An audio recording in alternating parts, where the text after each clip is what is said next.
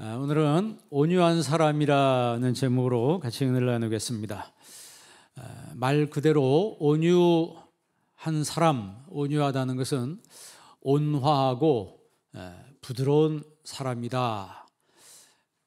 사실 온화하고 부드럽다라고 하는 것을 성경적인 표현이다 라고만 말할 수는 없는 것이, 온화하고 부드럽다라는 것을 우리나라 사람들이 보통 이제 속설로도 저 사람은 부처님 반토막 같은 사람이다 할 때, 온화하고 부드러운 사람이라고 할 때 그런 표현을 씁니다. 그러나 성경에서 온유한 사람이라고 하는 것은 그런 의미보다 훨씬 심오한 의미가 있습니다. 아나우라고 하는데, 이 아나우라고 하는 것은 쉽게 말하면 통제된 힘을 말하는 거예요. 통제된, 절제된 힘. 그러니까 우리가 생각을 통제하고, 생각을 절제하고, 우리의 힘을 절제하고, 우리의 인간이라고 하는 것은 나도 모르는 사이에 생각이 막 여기저기 막 뻗어나가고, 우리의 힘도 통제하지 못하고 절제하지 못하면 망아지같이 막 여기저기 마구잡이로 행동하는 그런 모습을 보이게 됩니다. 성경적인 면에서 온유라고 하는 것은 하나님 편에 서 있는 사람의 자세를 의미하는 거예요. 하나님 편에 서 있는 사람의 자세. 그러니까 온유라고 하는 것을 이제 히브리 말로 아나우라고 그래요. 온유한 사람 하면 아나부, 온유한 사람들 하면 아나빔. 그래요. 단수하고 이 복수가 뜻이, 이 말의 의미가 좀 다릅니다. 성경에서 말하는 온유라고 하는 것은 이제 한마디로 표현하면 컨트롤하는 힘이다. 컨트롤하는 힘이다. 그러니까 쉽게 말하면 매여 있다는 거죠. 매여 있다. 그러니까 주님 앞에 딱 매여 있으면 내가 이쪽으로 튕겨져 나가고 싶어도 못 갑니다. 내가 저쪽으로 가고 싶어도 못 가요. 딱 매여 있다는 거죠. 아리스토텔레스는 그의 철학에서 이제 이 아나우가 그 헬라어로 번역할 때 이제 프라우스로 번역합니다. 명사로는 이제 프라우테스라고 그래요. 그 프라우테스라고 하는 온유라고 하는 것을 뭐라고 표현하냐면, 아리스토텔레스는 힘을 조절하는 능력이다. 그러니까 쉽게 말하면 컨트롤이나 마찬가지예요. 힘을 조절하는 능력이라고 설명했어요. 뭐 예를 들어서 여러분, 우리가 도로에 보면 차가 무지만이 많이 다니잖아요. 그런데 이 많은 차들이 교통이 물 흐르듯이 쫙 흘러가고, 그 많은 수백 수천 대의 차들이 어쩌다 사고 날 때도 있지만, 이렇게 보면 고속도로나 어디나 다 별 무리 없이 다 이렇게 가고 있어요. 왜 그럴까요? 뭐 때문에? 브레이크 때문에. 브레이크 때문에 모든 차들이 사고 없이 물 흐르듯이 쫙 가는 거예요. 앞에 가는 차가 좀 천천히 가면 뒤에 있는 차가 브레이크를 잡고 그 속도를 조절해 주는 거죠. 신호등에서 빨간불이 들어오면 가던 차들이 다 멈춰요. 그리고 파란불 들어오면 다 갑니다. 여러분, 그 멈추고 가고 하는 이 모든 조절, 이게 바로 브레이크의 기능이라고 하는 거죠. 그러니까 쉽게 말하면 온유함이라고 하는 것은 우리 마음속에 브레이크 기능이라고 생각하면 됩니다. 그러니까 우리의 생각은 죄인이기 때문에 막 엉뚱한 대로 우리 생각이 막 나갈 수 있어요. 우리의 행동이 한번 분이 나고, 우리의 행동이 한번 불붙으면 막 엉뚱한 방향으로 나갈 수 있습니다. 여러분, 베드로가 성질 나니까 말고의 귀를 칼을 들어서 확 베버리잖아요. 그때 예수님께서 칼집에 꽂으라 이렇게 말씀하잖아요. 그 베드로도 성질이 보통이 아니었던 사람이에요. 여러분, 화난다고 막 칼을 그렇게 합니까? 바울은 또 어땠습니까? 바울 성질도 보통 사람이 아니었습니다. 그런데 예수님을 만나고 나서 그들의 성격과 그들의 성질이 통제된다는 거죠. 컨트롤할 수 있는 그런 힘이 생겼다고 하는 거죠. 그런 의미에서 우리 한빛성도님들은 온유한 사람이 되기를 바랍니다. 온유한 사람이 되자. 오늘 본문의 내용은 모세의 아내 십보라가 이제 사망을 합니다. 그로 인해서 모세가 구스 여인을 취해서 재혼을 했습니다. 이것 때문에 미리암과 아론이 모세를 비방했다고 그랬어요. 사실 미리암은 누나잖아요. 아론은 형입니다. 형과 누나가 말제 동생을 막 비방을 한 거예요. 1절 한번 읽어볼래요? 1절 다 같이 있습니다. 모세가 구스 여자를 취하였더니 그 구스 여자를 취하였으므로 미리암과 아론이 모세를 비방하니라. 자, 이 비방한 그 이유가 뭐 때문이었냐면 구스 여자를 취했기 때문에. 이 구스란 말은 그 70인경으로 번역할 때 에티오피아로 번역을 했습니다. 그러니까 구스가 지역명으로 어디냐면 에티오피아를 말하는 거예요. 이 탈구머로 구스라는 표현은 아름답다 그런 뜻입니다. 그러니까 표면적으로는 그러니까 그 에티오피아니까 사람들 색깔이 어때요? 좀 약간 어둡겠죠. 그 구스 여인과 재혼한 것을 비방했지만 사실은 속마음은 그 모세의 사역에 대해서 시기하는 마음이 더 컸다는 거죠. 2절 한번 읽어볼래요? 2절 말씀 읽습니다. 그들이 이르되 여호와께서 모세와만 말씀하셨느냐 우리와도 말씀하지 아니하셨냐 하며 여호와께서 이 말을 들으셨더라. 아멘. 잘 보세요. 여호와께서 모세와만 말씀했느냐 우리와도 말씀하지 아니했느냐. 이 말에는 무슨 의미가 들어있는 것 같아요? 왜 너만 선지자냐 이 말이에요. 우리도 그렇지 않느냐. 너만 하나님과 직통하냐? 우리도 하나님과 직통한다. 그러니까 이게 모세의 지도권에 대해서 굉장히 마음 상해 있었던 것 같아요. 그러니까 미리암과 아론의 동생 모세가 민족의 지도자가 돼서 이끄는 거에 대해서 시기하는 마음이 있었다.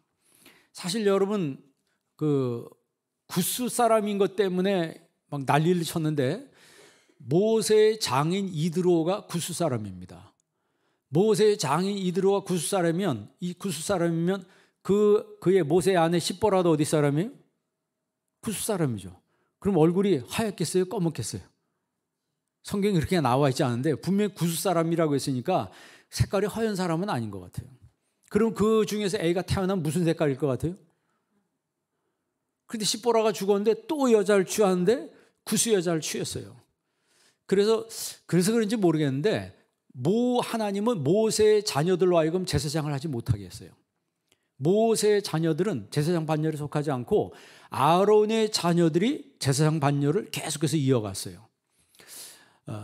그거는 뭐 성경에 왜 그런지에 대해서는 이야기하지 않고 있습니다. 그러나 분명한 사실은 그 구스란 여인을 취했기 때문에 비방했다라고 하는 것은 본심이 아니고 트집 잡기 위한 것이고 실제로는 이 모세의 그 지도권에 대해서 굉장히 기분 나빠하고 시기하는 마음이 있었다는 거죠. 그런데 중요한 것은 뭐 그것 때문에 나중에 뭐 문득병 걸리고 그런 얘기 핵심이 아니고 오늘 모세가 그런 환경, 그런 상황 속에서 어떻게 반응했는가 이게 중요한 거예요. 모세는 그들의 비방에 대해서 반응하지 않았습니다. 화를 내거나 흥분하지 않았어요. 이게 무슨 얘기냐면 그만큼 모세는 자기 자신을 컨트롤하고 있었다는 거죠. 성경을 준비하면서 참 내 자신을 돌아보면 부끄럽고 그런 점이 꽤 많이 발견이 되는 것 같더라고요. 3절 한번 읽어볼래요? 3절 말씀 다 같이 있습니다. 이 사람 모세는 온유함이 지면의 모든 사람보다 더하더라. 아멘. 이 사람 모세는 하나님 말씀하는 거예요. 이 사람 모세는 그 온유함이 지면에 있는 이 땅에 있는 모든 사람보다 뭐에다? 더하더라. 이 더한다는 말을 이제 메오드라고 그래요. 메오드란 말은 부사인데 최상급의 표현입니다. 최상급.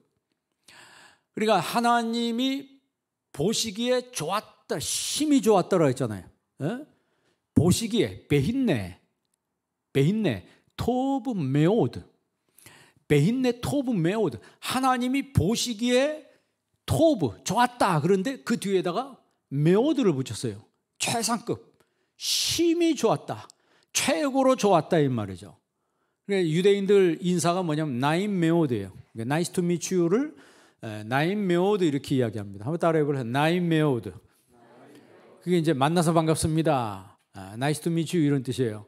그런데 나이스 투 미츠 유 할 때 거기에 메오드가 들어가는 거예요. 그러니까 당신 만날 때 정말 반갑습니다. 막 이런 뜻이에요. 막 최고로 반갑습니다. 그러니까 하나님은 하나님은 모세를 이야기할 때 그의 온유함이 지면에 있는 모든 사람보다 더하더라 이건데, 사실 그거를 우리나라 말로 번역하면 모세의 온유함이 지면에 있는 모든 사람보다 최고였더라.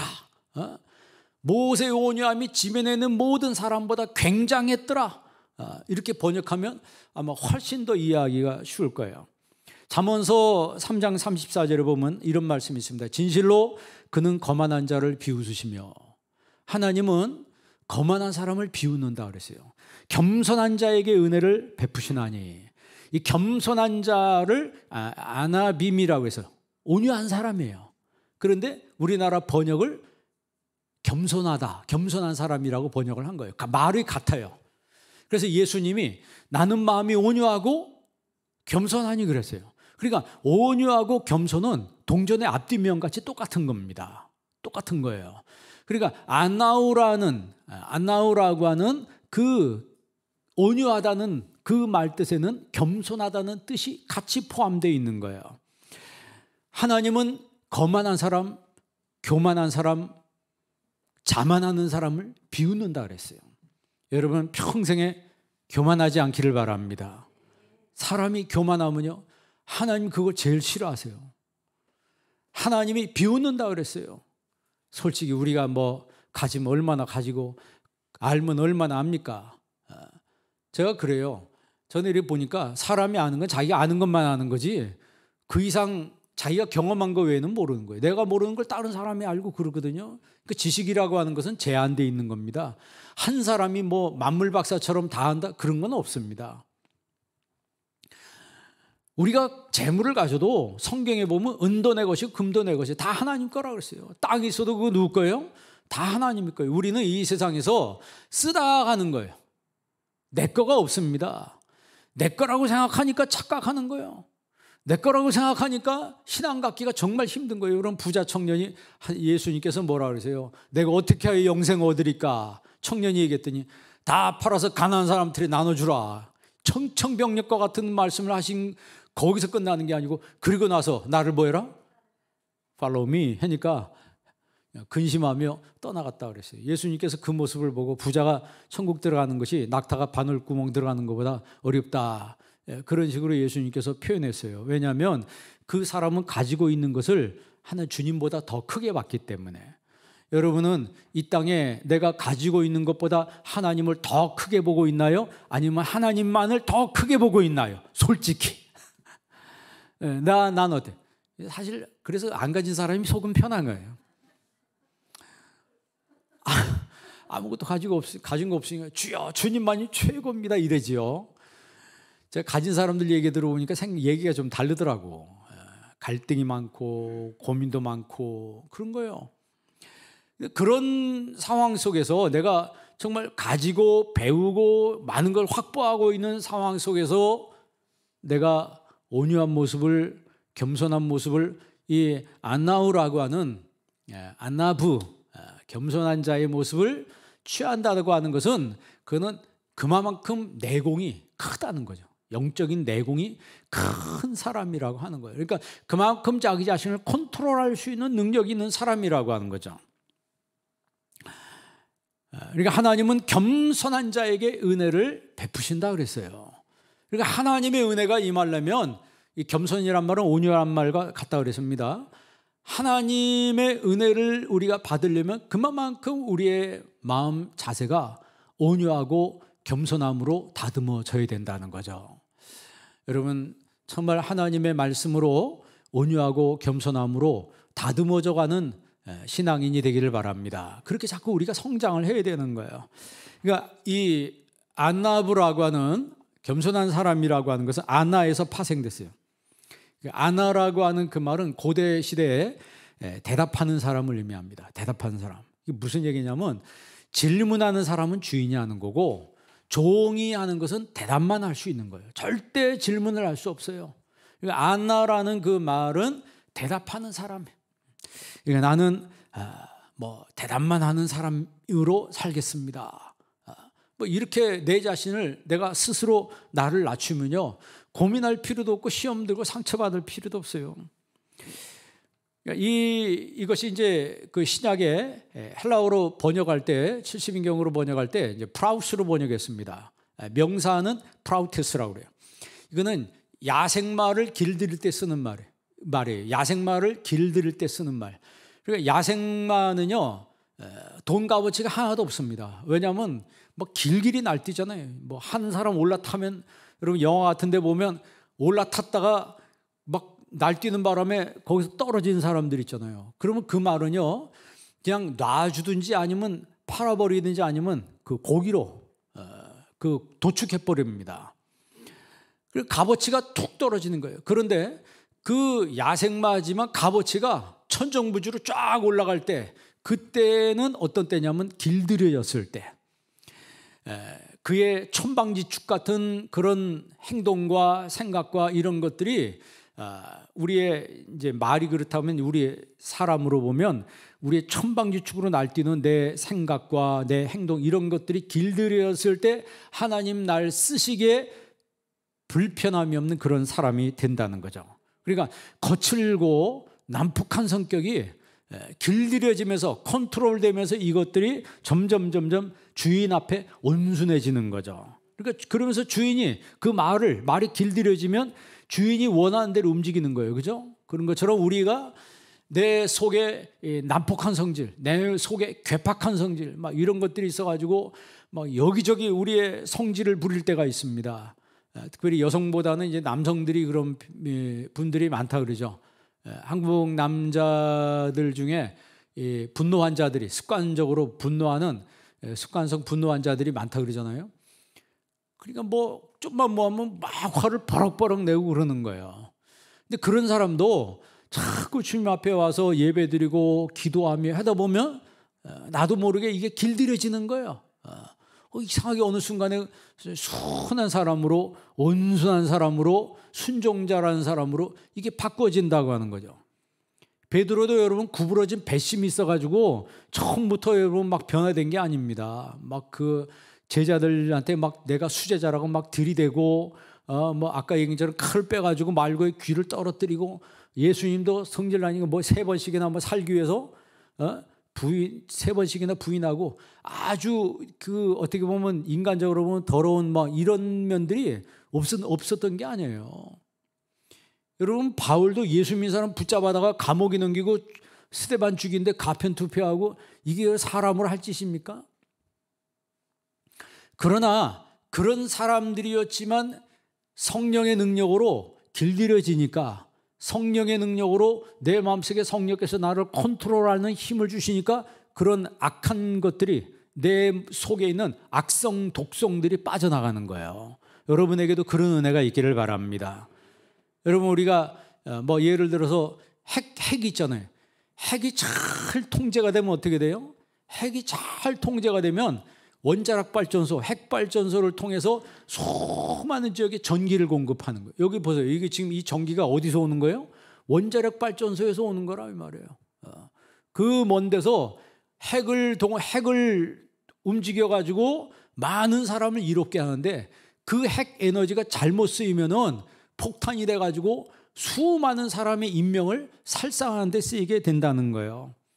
이처럼 잘 다스려진 자아는 나뿐만이 아니고 가정을 행복하게 만들어요. 가정을 행복하게 만들고, 그 사람이 있는 공동체가 직장이나 학교든 어느 공동체에 가든지 그 사람이 피스메이커가 된다는 거죠. 왜냐하면 내 자신을 컨트롤하고 통제할 수 있는 능력이 있기 때문에 내가 언제 나를 절제해야 될지를 내가 아는 거예요. 그래서 여러분 아까 이야기한 대로, 아까 성경 우리가 본 대로 미리암과 아론이 자기 자신을 컨트롤할 수 있는 능력이 있었으면 그들 모세를 비방하지 않았을 거예요. 그런데 뭐 그 성경 뒷면에 보면은 미리암이 뭐에 걸렸어요? 아니 아론도 같이 했는데 왜 미리암만 걸렸을까?를 생각해 보면 미리암이 주동자였다는 거죠. 미리암이 주동자가 돼서 막 해대니까 미리암만 나병 걸렸는데 결국 모세가 또 위에서 기도해서 나병에서 낫잖아요. 우리의 이 자아가 컨트롤되지 않으면 나도 망가지고 가정도 망가지고 내 주변에 있는 많은 사람들 망가뜨립니다. 실제로 지금도 그런 환경 속에 노출된 가정, 그런 환경 속에 노출된 인간관계가 굉장히 많습니다. 여러분 신문 같은 거, 뉴스 같은 거 보세요. 사고가 일어나는 건 왜 일어나요? 그렇게 컨트롤되지 않는 사람들에 의해서 사건들이 일어나는 거예요. 그런 사람들에 의해서 그 사건이 일어나는 것은 그 피해자들에게 씻을 수 없는 상처를 주게 된다는 거죠. 그러니까 우리가 쉽게 말하면 오늘 비방했다 그랬어요. 비방했다. 그 비방 하나만 절제해도 내가 참는 것으로 인해서 내 주변 사람들에게 평화를 유지하는 사람이 될 수가 있다는 거죠. 여러분의 자아는 얼마나 건강한가요? 여러분 건강한 자아가 되려면 온유한 사람이 되어야 합니다. 온유한 사람. 시편 25편 9절에 보면 이런 말씀이 있어요. 온유한 자를 정의로 지도하시며 온유한 자에게 그의 도를 가르치시리로다. 자, 온유한 자가 두 번 나오는데 온유한 자를 하나님이 그의 도를 온유한 자들에게 그의 도를 가르친다. 이 말은 하나님은 스스로 통제하고 스스로 컨트롤하는 사람을 하나님이 쓰신다는 거예요. 여러분 하나님이 바울을 언제 쓰셨어요? 그를 붙잡은 다음에 아라비아 광야에서 3년을 지내요. 아라비아 광야에 3년을 지낸 다음에 그 바울이 능력 있게 하나님의 역사를 이루는 거예요. 바로 쓰임받지 않았습니다. 베드로도 실수하고 거기서 막 나가서 닭울음 소리를 듣고 나가 통곡했다고 그랬잖아요. 그런 과정을 하나님이 거치게 한 다음에 하나님 쓰신 거예요. 모세도 여러분 궁정에서의 그 궁궐에서 왕자로 지내는 40년 동안 어떻게 지냈을 것 같아요? 멋대로 살았을 거 아니에요. 여러분 그 절제되지 못하고 멋대로 살았던 그것 때문에 화를 참지 못하고 애국군인을 죽이잖아요. 살해해서 땅속에 묻어버리고. 그런데 나중에 들통나니까 도망쳤잖아요. 그러니까 쉽게 말하면 성경의 위대한 인물들도 초반에는 그의 삶이 절제되지 못하고 통제되지 못했기 때문에 그냥 망아지처럼 막 이리 날뛰고 저리 날뛰는 그런 삶이었다고 하는 거죠. 그런데 보면요, 이 온유는 지혜하고 연결돼요. 온유는 지혜하고 연결돼요. 지혜 있는 사람이 자기 자신을 빨리빨리 쾌차하는 거예요. 내 자신의 모습을 내가 그렇다는 걸 알고 내가 이렇게 살면 안 되겠구나 하면서 하나님과 딜을 하기 시작하는 거죠. 로마서 12장 3절에 보면요, 바울이 그런 말합니다. 마땅히 생각할 그 이상의 생각을 품지 말고. 여러분 잘 들어보세요. 마땅히 생각할 그 이상의 생각을 품지 마라. 이 말은 무슨 뜻이에요? 컨트롤하라는 거죠. 절제해라는 거예요. 그러면서 오직 하나님께서 각 사람에게 나눠주신 믿음의 분량대로 지혜롭게 생각하라. 하나님 각 사람에게 나눠주신 믿음의 분량, 그 분량대로 지혜롭게 생각하라. 이게 뭐예요? 그 지혜가 우리가 드러날 때는 어떻게 드러나는 거예요? 온유함으로 드러나게 되는 거예요. 그러니까 지혜 있는 사람은요, 자신이 하는 일을 즐기면서 하는 거예요. 감사하면서 하는 거예요. 그러니까 온유한 사람이 신앙생활을 즐기는 거예요. 왜 그럴까요? 하나님을 즐기니까. 하나님을 즐거워하기 때문에. 여러분 웨스트민스터 신앙고백 1문이 뭐라 그러세요? 사람의 본분이 무엇이냐? 첫째, 하나님을 영화롭게 하며 영원토록 그를 뭐 하는 것이다? 즐거워하는 것이다. 여러분 하나님을 즐거워합니까? 내가 그런 모습으로 살고 있냐 이 말이에요. 그게 시작이 그거예요. 시작부터 안 되면은 사실 공부가 안 되는 겁니다. 많이 알면 뭐예요? 사실 우리의 신앙이라고 하는 건 실천이 중요하잖아요. 하나님에 관한 걸 내가 즐기는 거예요.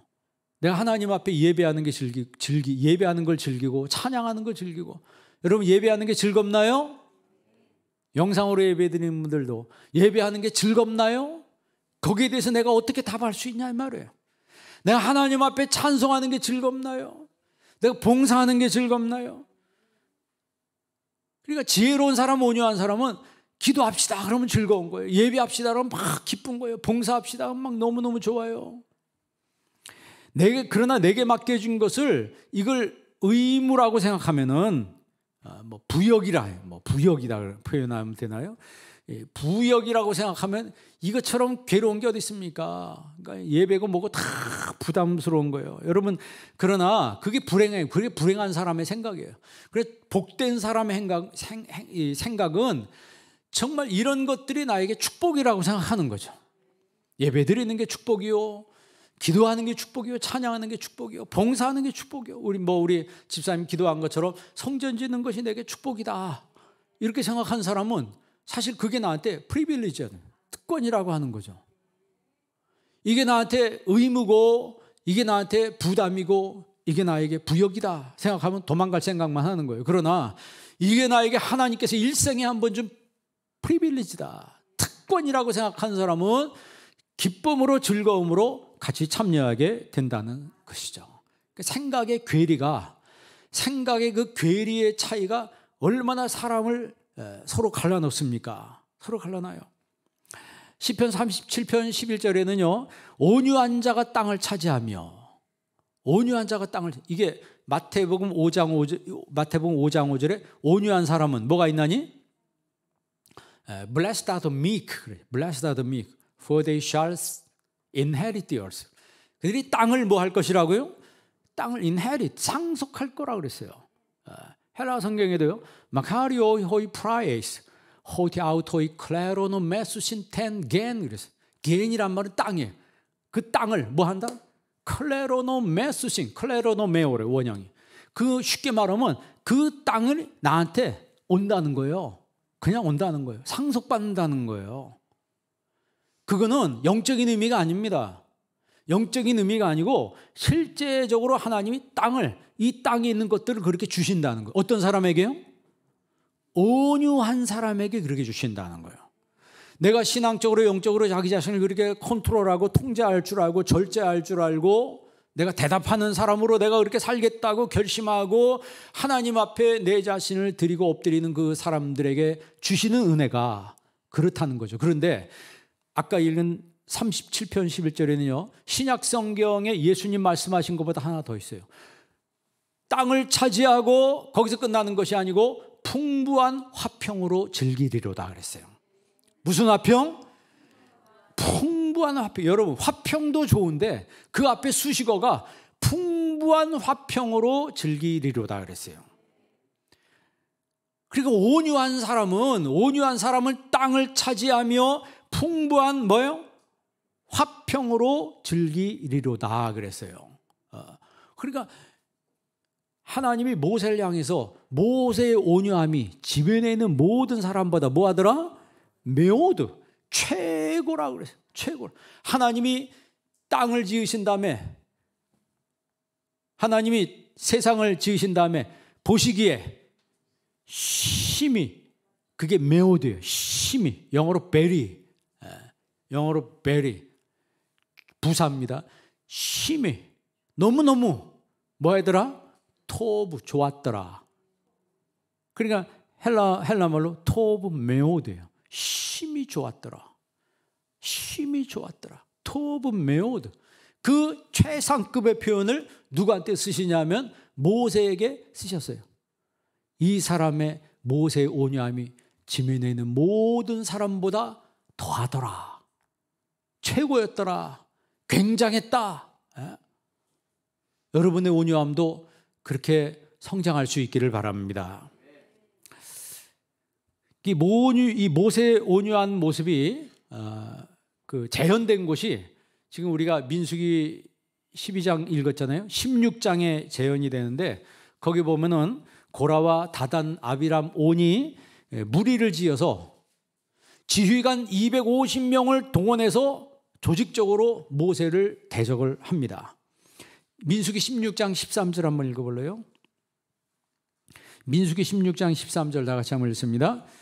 내가 우리를 적과 꿀이 흐르는 땅에서 이끌어내어 광야에서 죽이려 함이 어찌 작은 일이기에 오히려 스스로 우리의 왕이 되려 하느냐.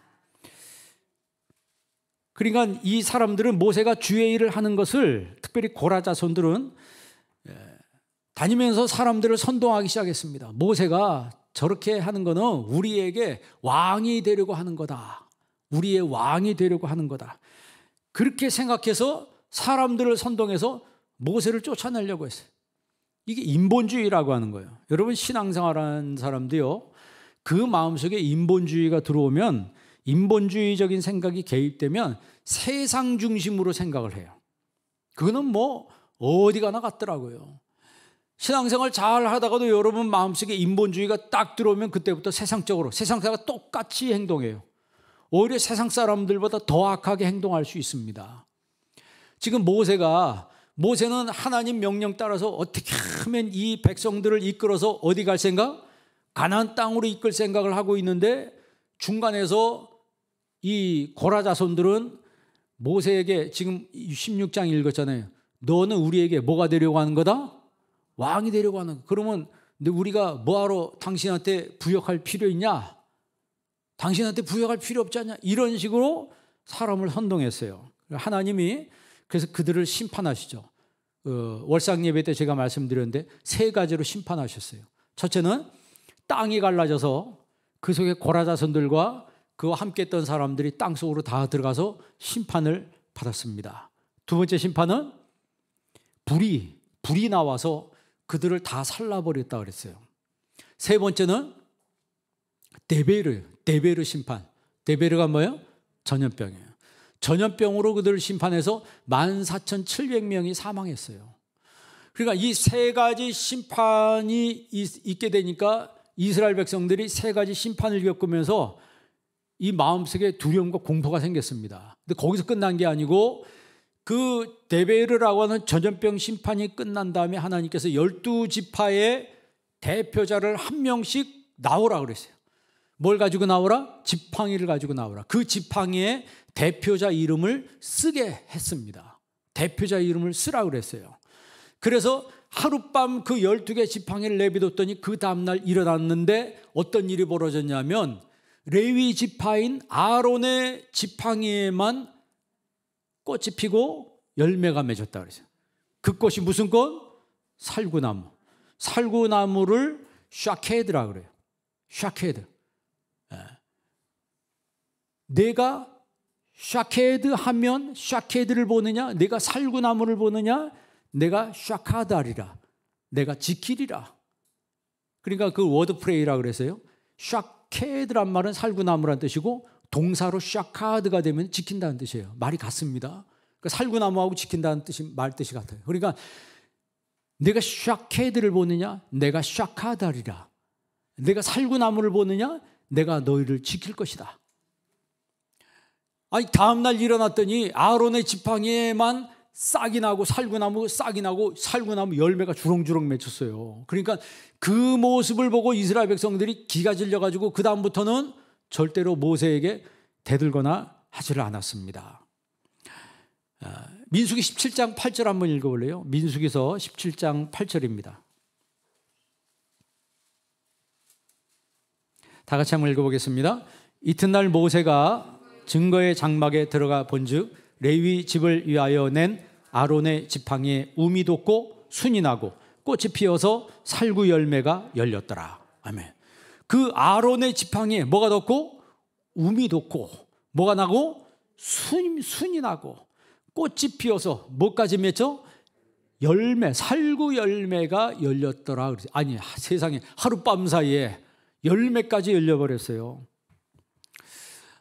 그것을 본 이후로 이스라엘은 모세와 아론에게 절대 순종하게 됩니다. 사실 온유라고 하는 것은요, 하나님의 성품입니다. 다윗이 시편 18편 35절에 주의 오른손으로 나를 붙들고 주의 온유함이 나를 크게 하셨나이다, 이렇게 고백했어요. 주님의 온유함이 나를 크게 하셨나이다. 그러니까 다윗의 고백이에요. 그 다윗도 하나님을 어떤 분으로 이해했냐면 온유하신 분으로 이해했어요. 그래서 신약의 마태복음에 보면 예수님께서 나는 마음이 온유하고 겸손하니 내 멍에를 메고 내게 배우라 그랬어요. 그러니까 우리가 예수님을 따라가다 보면 나도 모르는 사이에 어떻게 돼요? 자꾸 온유한 사람이 돼요. 여러분 신앙생활 할 때 그런 거 안 느껴봤어요? 예전에 내가 이런 사람이 아니었는데, 내가 이쯤 되면 여기서 한번 폭발해야 되는데, 내가 옛날 같으면 이 선에서 여기서 한번 뭔가 저질렀어야 되는데 이상하게 내가 예전하고 다른 예전의 내가 아니네. 스스로를 알고 깜짝 놀랄 때가 있어요. 그게 뭐냐면 그만큼 내가 통제되고 절제되고 훈련된 사람이 됐다는 거지. 그게 바로 안나우라고 하는 거예요. 그게 바로 온유라고 하는 거예요. 그러니까 모세의 온유함이 지면에 있는 모든 사람보다 더하더라. 이것은 원래 모세가 온유한 사람이 아니었다는 거예요. 우리가 이 애굽의 왕궁에서 40년, 광야에서 40년, 나머지 마지막 40년이 바로 온유한 인생을 사는 거예요. 처음 40년은 그 기고만장한 40년, 왕자로 있으면서 크면서 얼마나 기고만장했겠어요. 그걸 하나님이 광야로 몰아내서 광야 40년 동안에 그의 모든 기고만장했던 교만했던 것들이 다 빠져나가는 거지. 그때는 이제 아이고 내 인생은 이제 여기서 끝나는 거야. 아무런 소망도 없고 교만도 뭐고 다 빠져나갔을 그때 하나님이 온유해진 모세를 그때 쓰는 거예요. 그러니까 여러분 이스라엘 백성들이 그 광야 40년 지나면서 얼마나 모세를 원망합니까? 성경 한번 자세히 읽어보세요. 한도 끝도 없이 원망해. 그런데 그거를 모세가 다 참아냅니다. 그거를 성경에 하나님 온유했다 이렇게 표현하는 거예요. 그러면 모세가 어떻게 그렇게 온유한 모습으로 변모하게 됐을까요? 그것은 광야의 40년 동안에 하나님이 훈련시켰기 때문에 그렇습니다. 사실 우리가 프로이트의 철학에 보면 이드라고 하는 거죠. 이드 원본능. 그 다음에 에고라고 하는 자아가 있고 그 다음에 슈퍼 에고라고 하는 초자아가 있어요. 그 이드에는 리비도라고 하는 그 뿜어오르는 그 탐욕과 욕망이 있습니다. 그러니까 속에서 이드가 뿜어오르듯이 탐욕과 욕망이 확 올라오면 슈퍼 에고의 그 양심이 이걸 누릅니다. 그러면 에고가, 우리 자아가, 에고가 자아죠. 우리 에고가 양심의 소리를 들으면서 슈퍼에고의 소리를 들으면서 나 자신을 잘 조절해 가면서 나 자신을 정말 뭐랄까요? 온유한 사람으로 나를 컨트롤할 수 있는 그런 자아가 잘 조절된 상태를 우리가 또 온유라 이렇게 얘기하잖아요. 그런데 반대로 통제되지 않은 사람을 뭐라고 하냐면 테러의 사람이라 이렇게 말해요. 여러분 중에 테러의 사람이 한 명도 없기를 바랍니다. 가정에서 막 테러를 행한 사람, 언어의 테러, 행동의 테러. 여러분 그 언어의 테러를 했을 때 자녀들이 상처받아요. 자녀들이 상처받고 그 가정이 역기능 가정이 되는 겁니다. 그리고 그 자녀가 역기능 자녀로 성장하는 거예요. 그 역기능 자녀로 성장한 아이가 사회에 나가면 역기능의 행동을 하면서 주변의 사람들 엄청나게 피해를 입히는 거예요. 신무에 나는 여러분 사람들을 상해하고 괴롭히는 사람들이 전부 역기능 가정 출신들이에요. 제가 얘기했나요? 가정은요 사람을 만들어내는 공장입니다. 사티어가 그렇게 얘기했어요. 사티어는 가정은 사람을 만들어내는 팩토리라고 해서 공장이라고 그러죠. 그 공장에서 불량 제품들이 나오면 그 불량 제품들이 세상에 나가 세상을 망가뜨리는 거예요. 테러의 사람, 절제되지 않는 사람, 테러의 사람. 그러니까 이 테러의 사람들이 이 포악한 인간성이 이 거친 인간성이 절제되지 않고 이것들이 그냥 막 뿜어져 나오는 거예요. 막 여과되지 않고 막 뿜어져 나와요. 그러니까 언어로 테러하는 거죠. 사람이 그러잖아요. 입술에 30초가 마음에 30년이란 말 있잖아요. 입술에 30초로 뿜어댔는데 그 상처가 마음에 30년 가는 거예요. 몸의 상처는요 한 일주일 지나면 나아요. 아무릅니다. 그러나 마음의 상처는 아물지 않습니다. 그렇기 때문에 믿는 사람들은 언어 생활에서 정말 조심해야 합니다. 스데반이 여러분 복음을 전할 때 복음을 듣던 무리들이 말씀을 들으면서 포악한 마음을 품었습니다. 그리고 스데반에게 돌을 던졌어요. 돌을 던져서 스데반을 죽였습니다. 그 돌을 던진 그 사람들이 바로 테러의 사람이에요.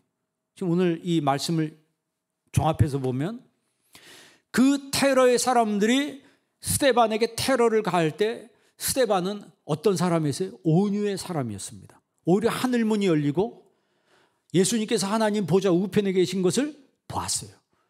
그러면서 그들을 용서했습니다. 그러니까 두 부류의 사람이 극명하게 거기서 갈리는 거예요. 한 부류의 사람들은 다수의 사람이 테러의 사람이며 단 한 사람만이 온유의 사람이었다라고 하는 거예요. 순교할 때 그의 모습은 정말 온유한 모습이었다고 하는 것을 우리가 사도행전에서 알 수가 있습니다. 아까 얘기한 것처럼 모세도 무슨 사람이었어요? 처음에 혈기의 사람이었어요. 혈기 충만한 사람이었어요. 온유는요, 쉽게 말하면 온유는 하나님에 의해서 다듬어진 품성을 말하는 거예요. 그렇게 보면 저와 여러분도 더 다듬어져야 된다는 거죠. 우리가 천국 가기 전까지 하나님 나를 더 다듬어 주시옵소서. 하나님 편에 서 있는 사람의 자세. 그래서 하나님, 내가 더 주님 편에 서 있기를 원합니다. 주님 나를 더 다듬어 주시옵소서. 나의 거칠고 난폭한 성품이 길들여지게 하시고 훈련되게 하시고, 그래서 내가 따뜻하고 부드러운 성품의 사람으로 바꾸어지게 하여 주옵소서. 그래 하나님 쓰시기에 합당한 성품으로 하나님 나를 만들어 주시옵소서. 이래서 우리가 나 자신을 정말 내가 고치고 정말 길들인다 그랬잖아요. 컨트롤, 나를 절제하고 나를 컨트롤해서 내가 부정적인 환경 속에 처한다 할지라도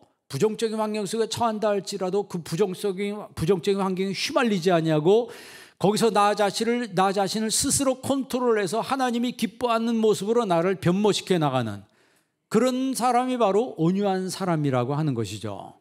여러분, 마귀를 뭐라 그러세요? 마귀를 디아볼로스라고 해요. 디아볼로스는 무슨 뜻이라고 그러세요? 분리시키는 자, 파괴시키는 자, 참소하는 자.